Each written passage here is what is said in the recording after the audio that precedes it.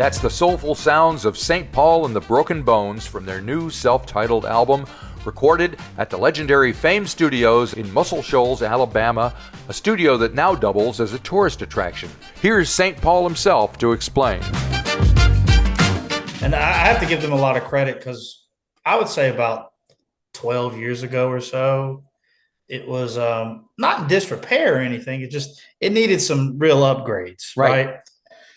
And they've done a terrific job of making that a great studio, honestly. But they had a reverb chamber in there that they were using for storage.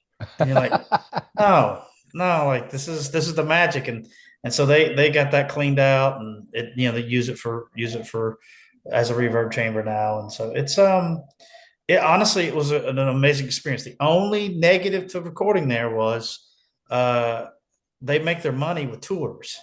Oh, right. So for about 5 minutes a day, everything stops.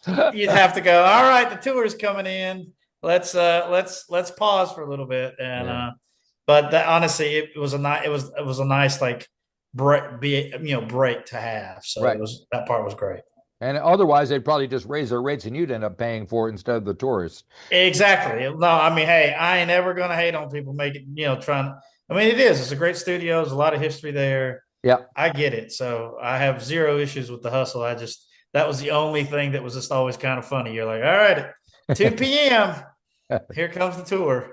Well, here in New Zealand, they take tea breaks all the time. So, and there's no tourists anywhere. 10 o'clock in the morning, you start work at 8 or 9. By 10 o'clock, it's all done. You got to have a cup of tea and a scone or something. And then in the afternoon, same thing happens around 2. So, and God help anybody who doesn't have a tea break, at work. So. No tea breaks in Alabama. No, I didn't think so. All right. And so whose decision was it to go to Muscle Shoals and do this? Was it you as the band, your producer, Egg? I mean, how did the process come about? I mean, for us, it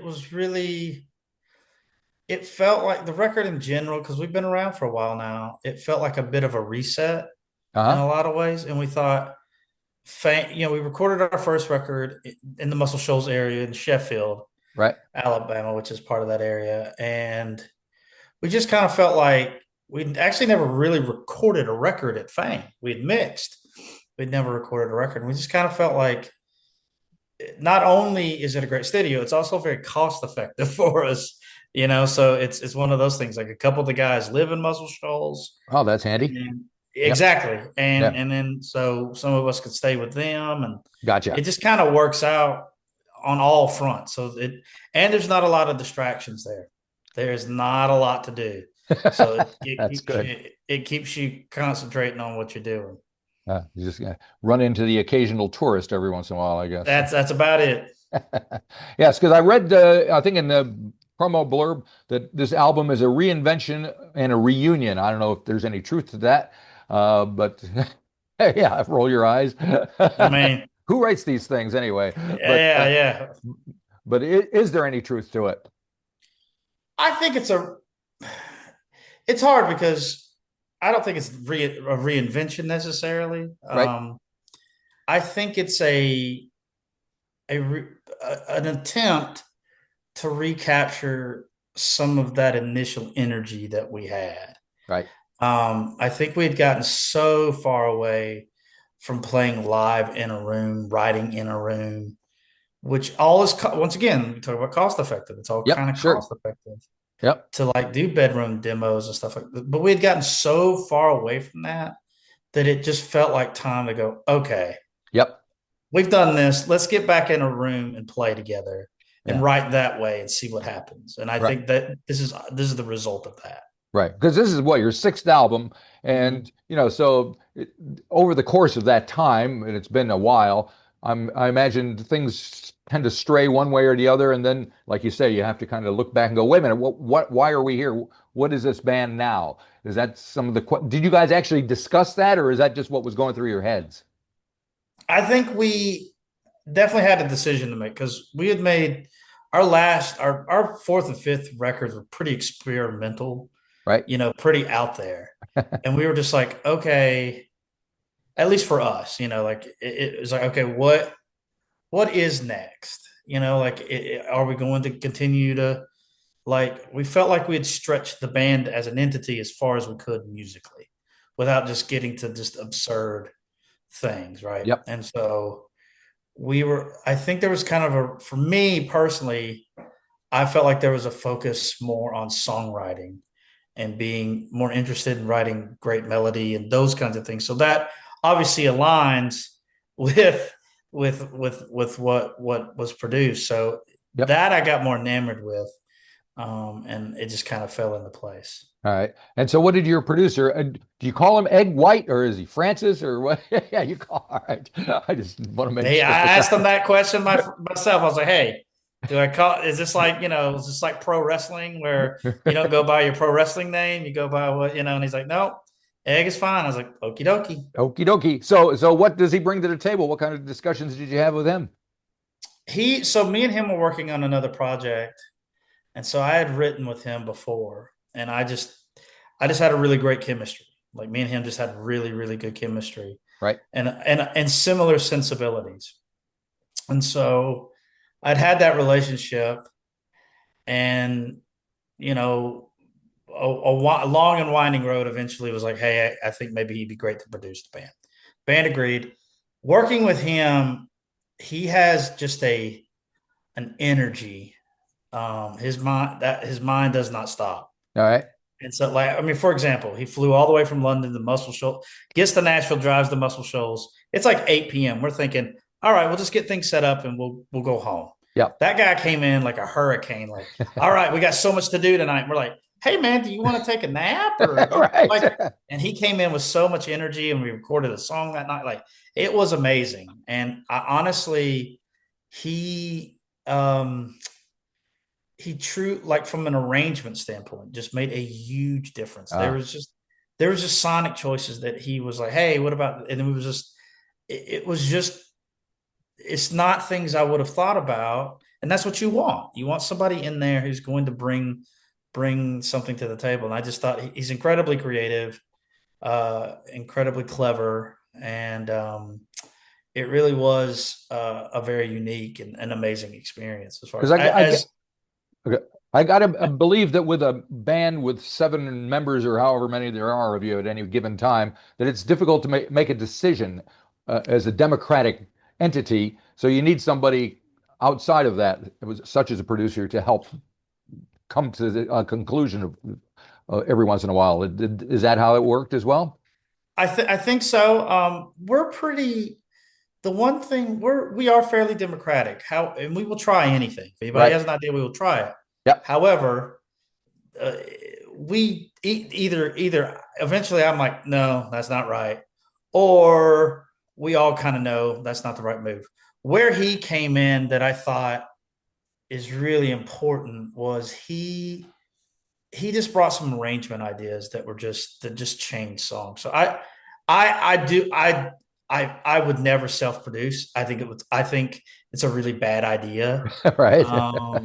And that is a reason why, is to have someone else Yep. in the room that can, avoid any. I mean, and there's not a lot of ego. It's just like, what's the best for the song? Gotcha. What's the best for the song? And so we try our best to go that route. It's just sometimes there's a decision that needs to be made here, one way or the other. All right. I was hoping to touch on a track or two. One of my Absolutely. favorites is Ooh Wee, which is, I think, the 3rd track on the record. It's got some pretty wild guitar solo happening in the middle of that. What's going on there?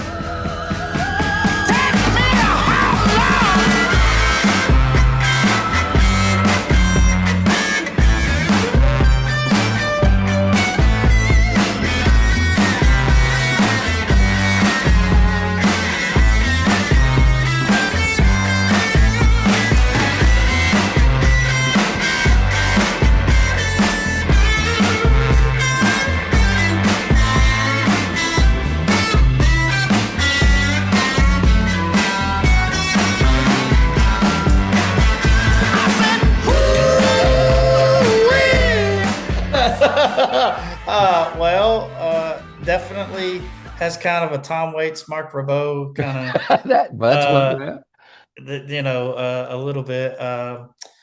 I mean, that song in general is written about an experience we had in Marfa, Texas. Uh-huh. We saw something called the Marfa Lights. Right. Oh, I didn't know It's, that. They had their yeah, own lights. it's a very weird phenomenon that happens, All right. and it was kind of a Are not a great. pharmaceuticals involved?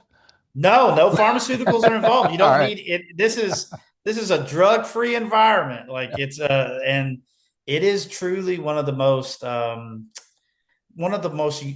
it's probably one of the most strange events I've had happen in a long time. And I grew up in like charismatic church, so I saw people So slay you've seen demons some and weird stuff. stuff. I've seen some weird stuff, and these lights they just appeared in like this valley. It doesn't show up all the time, but they appear in these and it looked like they were like looking at you and Right. scoping you out. It's a weird, look it up. It is a weird thing. All So we right, I wrote this will. song kind of uh not exactly about that experience, but definitely inspired by that Gotcha. experience. It's a very. I love your vocal performance. So when you're doing a song like that, how much is just you out there belting it out? Is your producer kind of talking to you in the ear, giving you instructions? What's the procedure like? With a song like that was written by the band, Right. in a room. So that's a lot more natural kind of song to sing because I wrote everything about it, like as far as the vocal melody and lyrics. So Right. those are a lot easier to just kind of feel in the moment and get the energy right. So no, not a lot of like chirping in the ear. That would drive me up the wall if someone was chirping in my ear while I was singing. Are there female vocalists in the background there? There are. Okay. So there are two female vocalists that have been doing background vocals in the shows for a while now, and they're kind of the ladies to call. And they did a tremendous job. Initially, when Egg was like, "Hey, I think we need some female background singers," I was kind of like, I don't know. And man, especially on that song, like I couldn't imagine the song without Right. them. What was really amazing is neither one of them, and this is I don't mean this insultingly, like weren't like unbelievable solo singers, No, no. Yep. but them together was amazing. Gotcha. Good singers, but you know what I mean. Like Yep. together, Yep. it was like, whoa, whoa, and they really know how to do that thing. All right. Another one I want to touch on is Seagulls, which I think Egg had a part of writing, and there's some Yep. nice organ work in there, and it's kind of a more of a ballad, at least at some points it is. What can you tell me about that? Such a lovely day. Yeah, I appreciate this. Perfect weather morning. Crystal in the afterglow. Seagulls on the awning. Preacher on the radio. You were left it with. No one wanted to know. Thank you for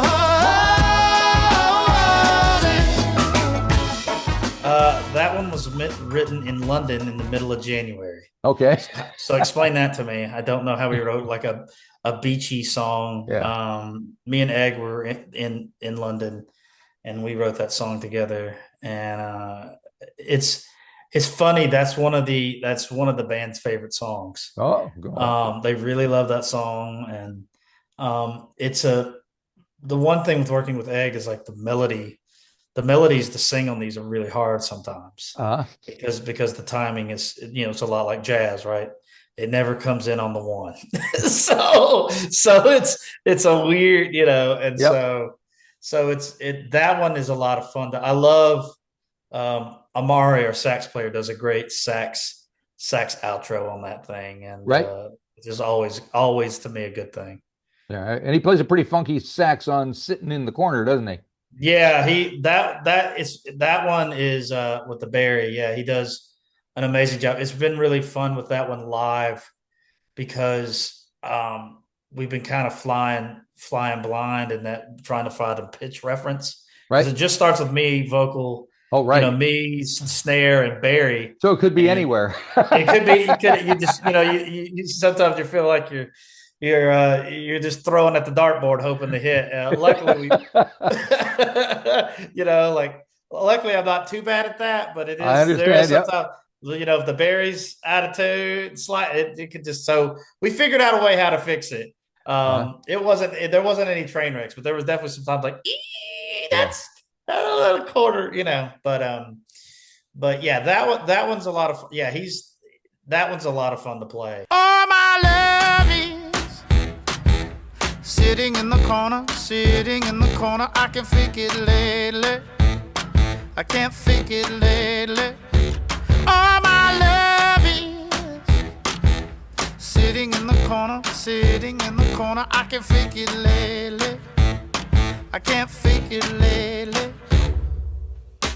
Coming on, not to fall in a gravel parking lot. There goes our dream. Once again, a song where Egg's arrangement, because he was like, we thought that song would not make the record.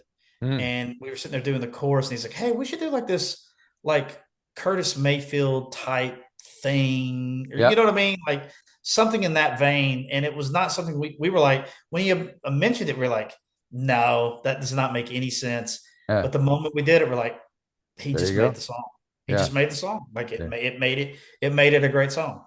And do many of these songs take different shapes when you get on stage and try to play them as opposed to what we hear on the record? To some degree, they have to, right? Like with Sushi and Coca-Cola, like it's like a 2.5 minute song. Yes. Well, I mean, that's too short. So we've had to get started. Exactly. So we've had to figure out how to extend that one. And so we figured that out, and it's a really great moment in the show now. But yeah, that there are, of course, they all take a life of their own live, and they always will. Like that's just, there ain't no tracks. You know what I mean? Yeah, no I know what you mean. Yeah. So that's just how it works. Fair enough. And Sushi and Coca-Cola, I think I read that was like your first #1 on any kind of chart, on the AAA charts or something. So that's got to feel a little good at this point in your career. I mean, to do it 11, we're 13 years into our career. And, to do that 11 years from your first release. Yep. I'm pretty proud of that. I mean, I think as you get, we're a career band at this point. Yeah. And so I think when you have those little moments now, whereas now you kind of like, hey, that's a great thing. I don't know. Does it mean that, I'm a millionaire now? No. But I don't think, other than Daniel Ek and Taylor Swift, I think that's the only two. Yeah, exactly. They got all the money, and the rest is scrambling. Yeah, but you know what I'm saying though, like, but it is something worth celebrating, right? Yeah, definitely. So yeah, that made for a good release week for sure. Oh, good. All right. So are you thinking about, since you're a career band now, do you have a 5-year plan? Well, I got a 5-year-old, so I've got like, there you go. Yeah. I've got a 13-year plan. Yeah, I hear you. That'll keep you on your toes. Exactly. So there's no, it's just, I think for us, it's just, we're going to tour this thing to death. Yep. For sure, which is great because it has a little mojo, which is a great feeling because we've had records that don't have any mojo, and that that's not as fun. But I think the good thing is I think we're still kind of enamored with writing great songs. Yeah, that's all right. Songwriting, so can't have enough good songs, can you? No, and you still I still feel like we're kind of chasing that dragon a little bit. Yep. So and then who knows? You start doing that and you get bored and you're like, I don't want to do that. Maybe I do something different. Who knows? I mean, but yeah, that right now, that's the plan. If you enjoyed this episode of the 13th Floor's Music Talk series, please be sure to subscribe to the website or to the YouTube channel. Follow us on Facebook or Instagram and wherever you find your podcasts. There's a whole lot more to discover.